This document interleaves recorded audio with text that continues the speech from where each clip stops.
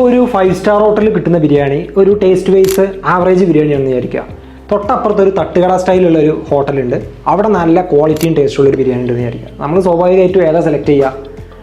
ആ ഒരു തട്ടുകട സെറ്റപ്പിലുള്ള ബിരിയാണിയെ നമ്മൾ ഓപ്റ്റ് ചെയ്യുള്ളൂ. ഭയങ്കര ഇൻറ്റീരിയറും ഫെസിലിറ്റിയൊക്കെ ഉണ്ടെന്ന് വിചാരിച്ചിട്ട് നമ്മൾ എന്ത് ചെയ്യൂല, 5 സ്റ്റാർ ഹോട്ടലിലേക്ക് പോകില്ല. അപ്പം അതുപോലെ തന്നെയാണ് സ്റ്റുഡൻസിൻ്റെ കാര്യം. അവർ ജോയിൻ ചെയ്യുന്ന സമയത്ത് അവർ ഇമ്പോർട്ടൻ്റ് ആയിട്ട് നോക്കുന്നത് എന്ത് തന്നെയാണ്? ടീച്ചേഴ്സിൻ്റെ ക്വാളിറ്റി എക്സ്പീരിയൻസും തന്നെയാണ്.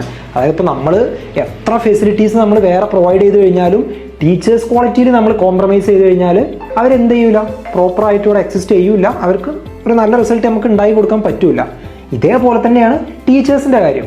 കാരണം അവർക്ക് ഈ ഒരു എടെക് ഇൻഡസ്ട്രി കൂടി എന്ത് ചെയ്യുക, ലോകത്തിലെ ഏത് രാജ്യമായി കഴിഞ്ഞാലും ഏത് കരിക്കുലമായി കഴിഞ്ഞാലും എവിടെയുള്ള കുട്ടികൾക്കും ക്ലാസ് എടുക്കുക എന്നുള്ളത് പോസിബിളാണ്. അപ്പോൾ അത് ഈ ഒരു ഇൻഡസ്ട്രീൻ്റെ പ്രത്യേകതയും കൂടിയാണത്. അവരുടെ ഫ്യൂച്ചർ ഏറ്റവും പീക്ക് ലെവലിൽ എത്തിക്കാൻ അവർക്ക് എന്ത് ചെയ്യാൻ പറ്റും?